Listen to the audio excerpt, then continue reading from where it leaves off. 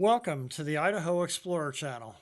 In today's episode, we'll drive west from Idaho Falls on US-20 to Arco, and then continue southwest to Carey, and head west from there to the junction with ID-75 near Magic Reservoir.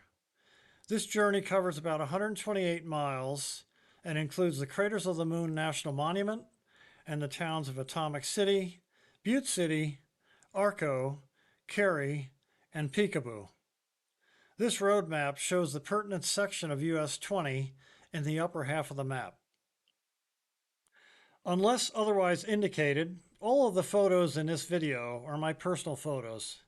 Please consult the Idaho A Climbing Guide website for more details on the driving, hiking, and property issues for the buttes and peaks discussed in this video. It's a great free resource for hikers and climbers alike. We begin our journey at exit 118 in Idaho Falls. The Idaho Falls city sign is here, and this is where US-20 heads west through the western suburbs of Idaho Falls and onto the Snake River Plain. At mile marker 294, you can head north onto signed 135th West to reach Butterfly Butte, elevation 5,245, the summit of which is shown here. You can also reach Kettle Butte, elevation 5,577, from 135th West on decent roads. This photo shows Kettle Butte's true summit. Alternatively, about 5 miles farther west on US-20, you reach an unsigned junction with a two-track road heading right or north. This road heads to Kettle Butte's west side. At about mile marker 288, there is a sign for a historical marker. This marker is for the elephant hunters of the distant past. It looks like more recent hunters have been using this interpretive sign for target practice. If you enjoy this type of content, please consider subscribing to the channel and smashing the like button. That way the YouTube algorithm will show it to more Idaho lovers out there. Thanks very much for your support. Now back to the video. At virtual mile marker 286.7, there is a sign for Lava Rock Hiking Trail. Turn left or south here onto a spur road and quickly find a BLM sign for Hell's Half Acre. Sounds rather ominous. Drive about 1/10 of a mile straight ahead to reach the end of the spur road at a parking area with 2 picnic tables, a fire pit, and a sun shelter. The signed trailhead for the 20-mile trail is also here. This is the Lava Rock Hiking Trail. No, it's not a 20-mile long trail. It's named, as is 20-Mile Rock nearby, for the fact that this location is about 20 miles west of Idaho Falls. 20-Mile Rock is a short bushwhack through an unpleasant mix of lava rock and thick sagebrush. The summit sits on a rocky ridgeline. This rocky ridge is quite visible from the highway as you reach the turnoff. I built a small cairn on the rocky summit area. Be careful to not fall into the deep rocky crevasse on the summit ridge. The summit of 20-Mile Rock is at 5,145 feet. 20-Mile Trail is a safer place to be. Here is the look early on in this trail. It's a narrow trail that has a rocky volcanic base, and there's lots of sagebrush nearby, as well as rocky volcanic outcrops. Let's return to US-20 and continue our journey westward. About 7 miles farther west on Highway 20, we reach an unsigned turnoff for a 2-track service road that heads left or south to a radio tower. This turnoff is at virtual mile marker 279.5 and is 3.5 miles west of the Bingham-Bonneville County line. Little Butte, elevation 5,533, the summit rocks of which are shown in this photo, can be hiked from this side road. Next, we will approach the obvious buttes south of US 20, East Butte and Middle Butte. This photo is of East Butte as viewed from the east on US 20. US 20 soon crosses into Idaho National Laboratory, INL land, and 3 separate turnoffs for their thousands of employees. This is a busy highway in early morning, as cars and buses transport people to their jobs at INL from Pocatello, Blackfoot, Idaho Falls, Arco, and elsewhere. You would be amazed at how heavy the traffic is on US 20 and US 26 at 6 o'clock in the morning. Mid to late afternoons can also be a busy time on US 20 and US 26 as employees return home. Driving and hiking is strictly prohibited on INL land. Consequently, East Butte and Middle Butte are off limits. This photo is of East Butte as viewed from the north on Highway 20. Many of those towers up there are the broadcast TV towers used for Idaho Falls, almost 30 miles away. We soon reach a pullout and historical marker for the Three Buttes and Big Butte. Pull over here for a good photo of Middle Butte. Big Butte is mislabeled. It has for many years been called Big Southern Butte and is quite a distance from East Butte and Middle Butte. Indeed, maps show this area as Twin Buttes rather than Three Buttes due to the large separation from Big Southern Butte. This is a photo of Middle Butte from the pullout. Here is a photo of Middle Butte from the southwest near Atomic City. Speaking of Atomic City, let's take a side trip there. Continuing west on US 20, we soon reach the signed junction of US 20 and US 26 near the main entrance to INL. Turn left onto US 26 and drive about 6.5 miles to a signed junction for Atomic City. Turn right and drive just over a mile to reach the small hamlet. This is a view of Atomic City from the east.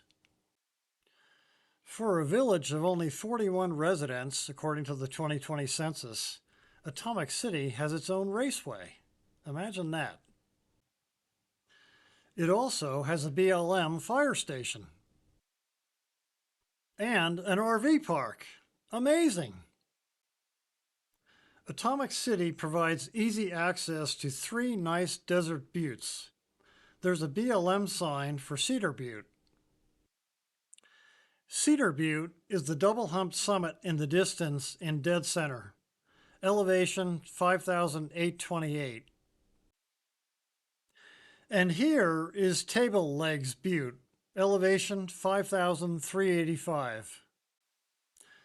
Finally, we have arguably the largest butte on the Snake River Plain, Big Southern Butte, elevation 7,572.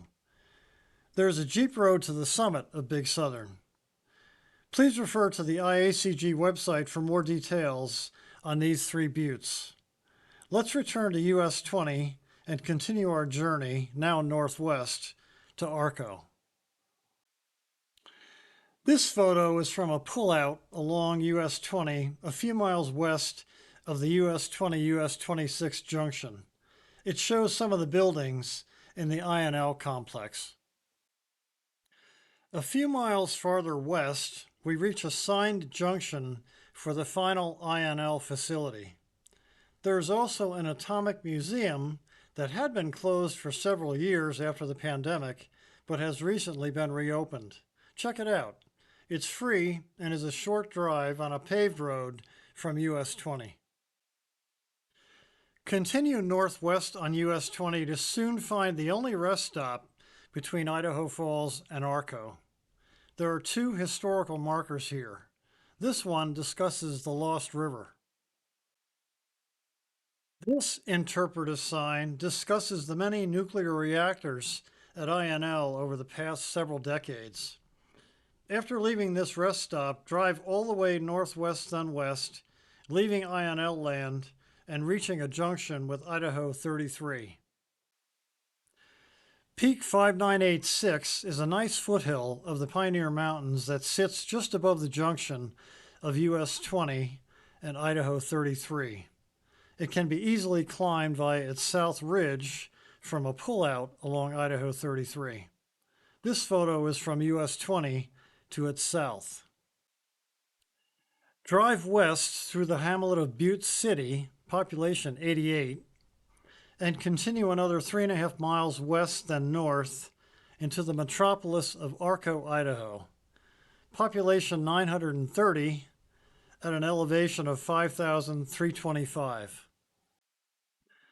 As you approach Arco, you'll see a rocky hill with lots of rock strata and numbers painted on them. Is this just graffiti and defacing of nature? Well, not exactly. It's planned, as this sign near the south end of Arco indicates. But you can also get a nice view of Arco from atop Arco Peak. This is a photo of Arco Peak from the east. This is the view of the city of Arco from the summit of Arco Peak, elevation 7,554. You can see the rocky buttresses of Number Hill in the foreground. Let's return to Arco. Arco has a nice little grocery store, so you can resupply here if necessary. The colorful sign for the grocery store really stands out. The store is located about a block north of US 20 after the highway turns left, i.e. west, in the center of town. The Arco Hills are just east of Arco. They are the southern terminus of the magnificent Lost River mountain range. These hills are typically snow-free long before the higher peaks of the Lost River Mountains. Let's look at 3 of these peaks, all of which are easily reached from well-maintained county and BLM roads at the south end of Arco. This photo is of Peak 7333, the closest of the Arco Hills to the town of Arco. Here is Peak 7210, another one of the beautiful Arco Hills. Finally, we have the highest of the Arco Hills, which stands at 7,380 feet. This is a photo of the lower section of the southeast ridge where my climb began. Due to dense fog, the summit was not visible that chilly morning. Now let's return to Arco and head southwest on US 20 to Craters of the Moon National Monument. Several miles out of Arco, you can look to the right, i.e. northwest, and see an iconic peak in this area, Timber Dome, elevation 8,356. This is the view from Blizzard Mountain Road to its south, just above US 20. This is a view of Timber Dome from Peak 7248 to its northeast. You see the peak best when you're due southeast of it from the highway. Timber Dome stands out because of its pine-covered summit in an area that is mostly devoid of trees. It's pretty obvious and is just before you reach the entrance sign for Craters of the Moon National Monument. There are 2 nice peaks south of Timber Dome that can be easily reached from US 20 via well-maintained county roads. The first one, shown here, is the summit of Peak 7037. Timber Dome is in the distance. This is Peak 7696 with its northeast shoulder coming at the camera. Let's return to US 20 and continue our journey. About 13 miles southwest of Arco, you enter Craters of the Moon National Monument. This is the only national monument or national park in the entire state of Idaho. The visitor center is 5 miles from here and 18 miles from Arco. About 7/10 of a mile before reaching the visitor center, there is a sign for a geological marker and a large pullout on the left/south side of the highway.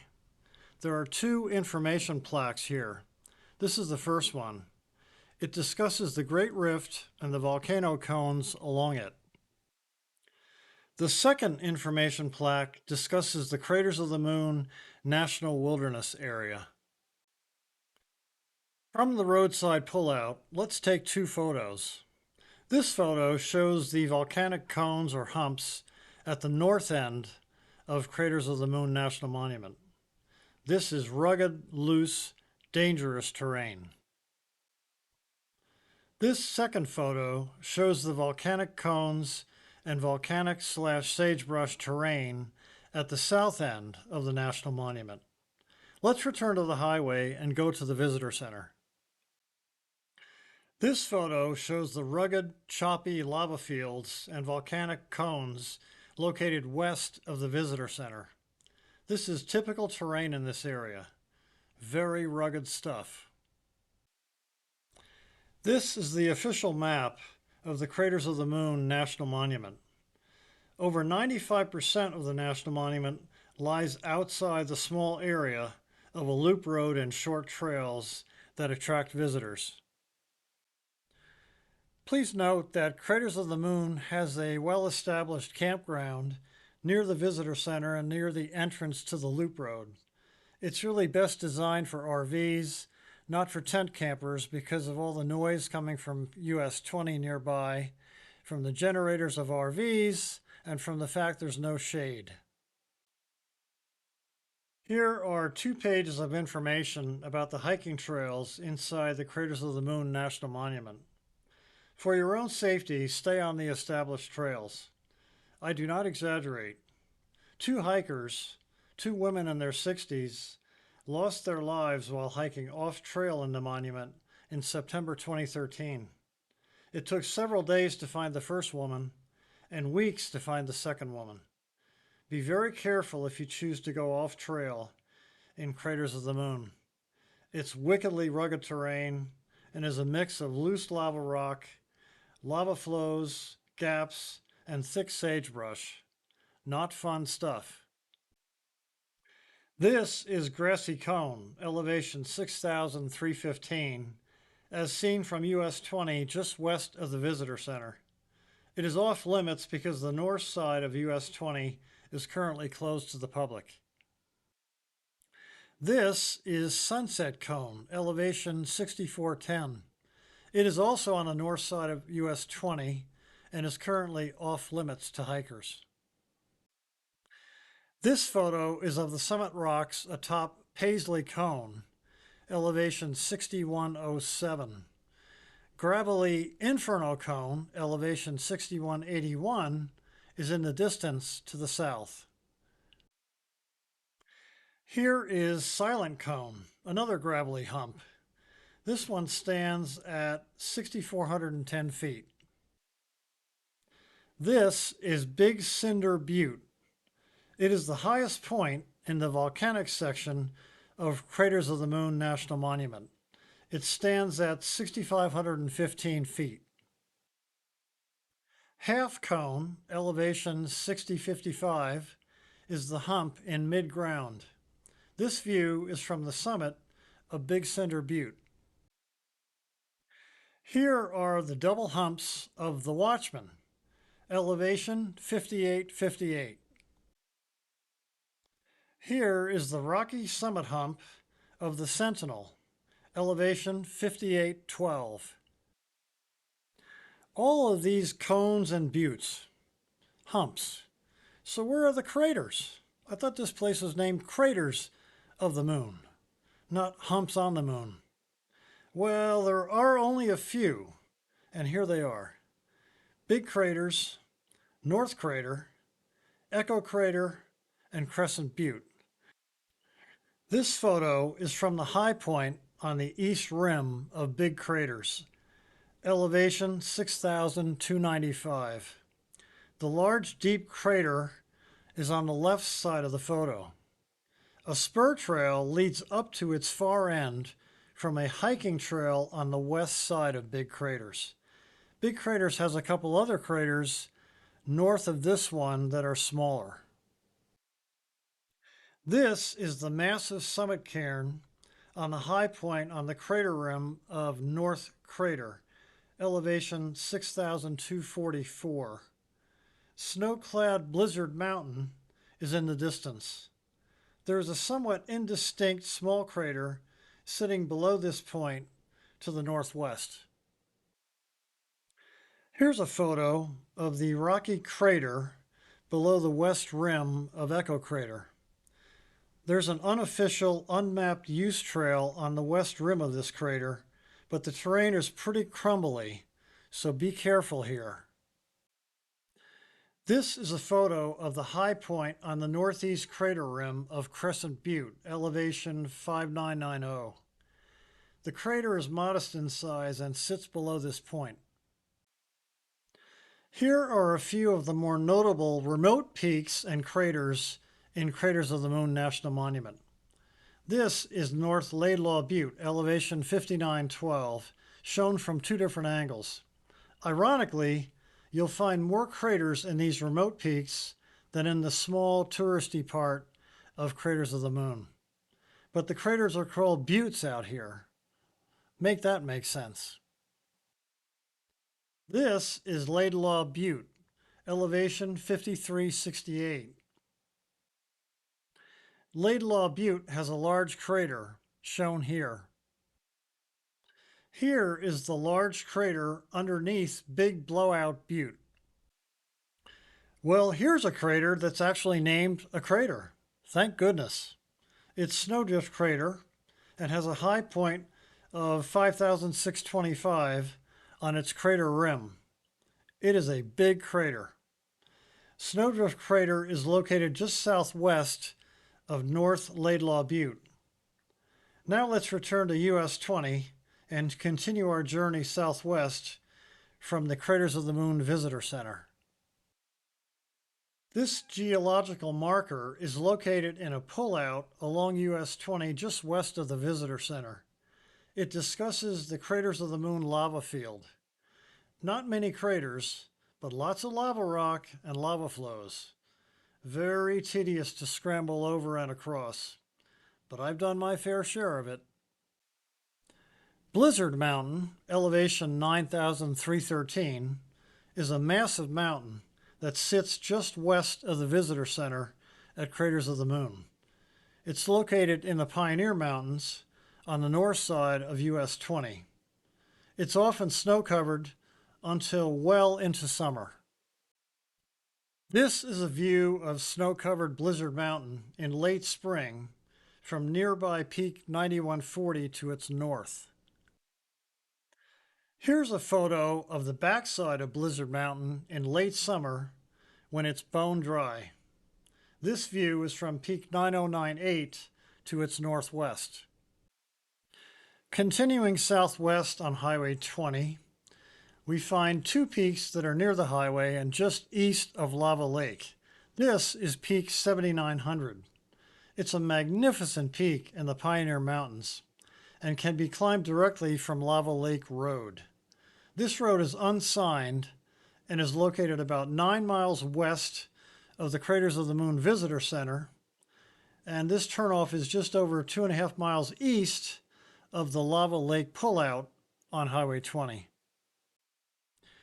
This photo shows Peak 5764 and its south ridge. The starting point is the same as for Peak 7900, i.e. Lava Lake Road. There is a historical marker about 2.5 miles west on Highway 20 from the Lava Lake Road.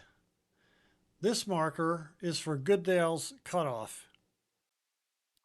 This is a photo of Lava Lake as viewed from the roadside pullout.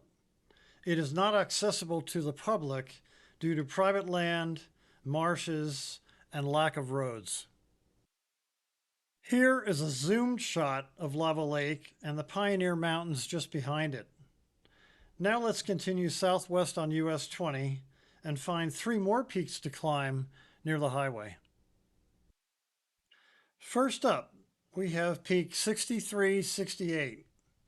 Access it from Highway 20 via an unsigned Jeep track that is located 0.3 miles west of the roadside pullout for Lava Lake. This junction is also 5.5 miles east of Fish Creek Road. Next, we have its neighbor, Peak 6667. Climb it in combination with Peak 6368. Finally, we have a low peak right next to the highway, Peak 5506. Turn north off the highway onto a spur road at the west border of Craters of the Moon National Monument. Park at this junction just off the highway. Continuing southwest on US 20, we reach a signed turnoff for Fish Creek Road at virtual mile marker 212.1. This road is 6.6 miles northeast of the north end of Carey. This is a photo of Fish Creek Reservoir taken from the top of Peak 6331 to its northeast.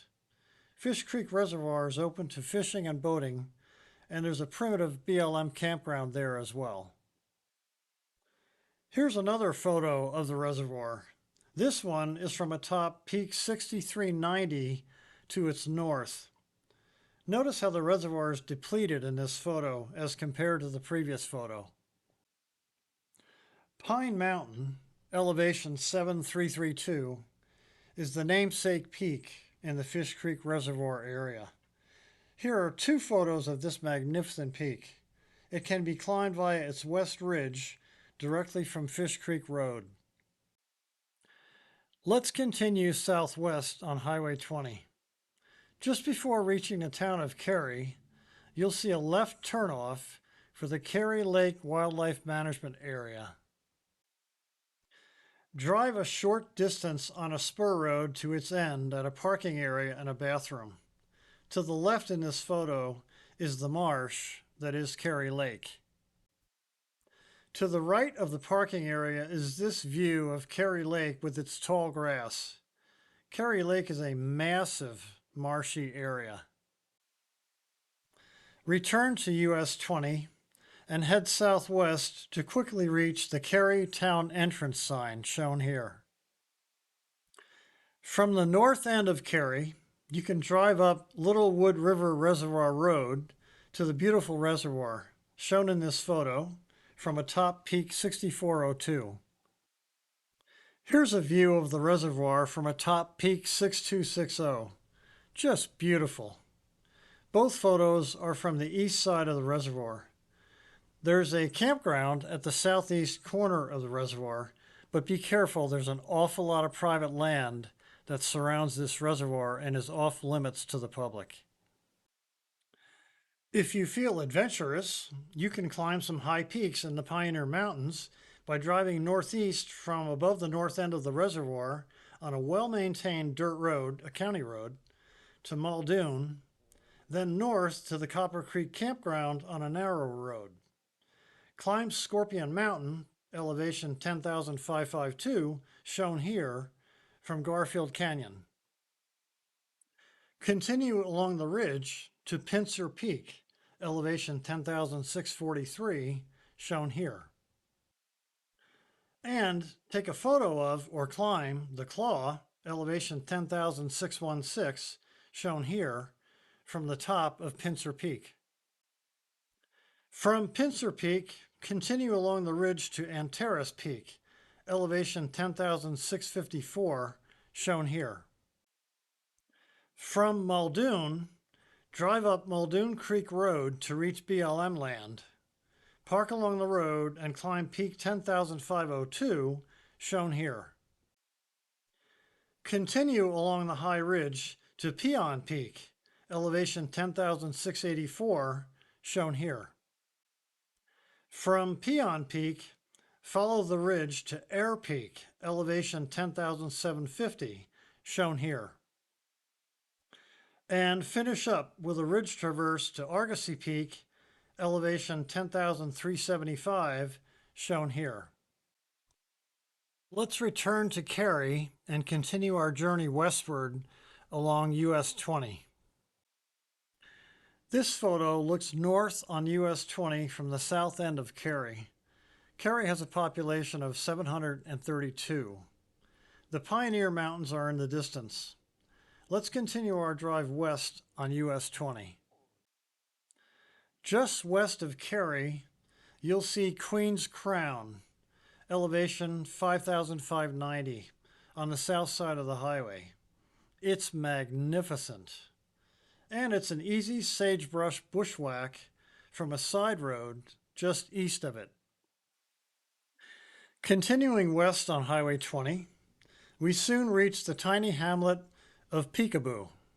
Oh yes, it's spelled P-I-C-A-B-O. Looks like it's Picabo or something like that, but no, it's pronounced Picabo. Population between 88 and 132. That's a pretty wide variance. Nobody knows what the population really is, I guess. This photo is in the center of town with Highway 20 in the foreground. The Silver Creek store and gas station is here in downtown Picabo. The foothills of the Pioneer Mountains lie to the north and northeast of Picabo. You can climb both Peak 6025 and Peak 6145 pretty easily from Picabo. Here's the summit cairn atop Peak 6025 with Peak 6145 in the distance. And this is the summit of Peak 6145. It offers a splendid view of the hamlet of Picabo down below. Here is a zoomed shot of Picabo from atop Peak 6145. This photo looks southwest from Picabo at the Picabo Hills. Let's look into two of those peaks, the Picabo Hills High Point at 6,583 feet and Peak 6568 nearby. Here's a photo of the antenna-clad Picabo Hills High Point. And this is a photo of its neighbor, nearby Peak 6568. Here's the rest area at the junction of US-20 and Idaho 75. This concludes our journey from Idaho Falls to Idaho 75 on US-20. It's been an amazing trip with many beautiful sights, buttes, peaks, and lakes. If you enjoy this type of content, please smash the like and subscribe buttons. Feel free to drop a comment if you've done some interesting driving or hiking in the state of Idaho. Stay tuned for more videos on the Idaho Explorer channel. Thanks very much for your support.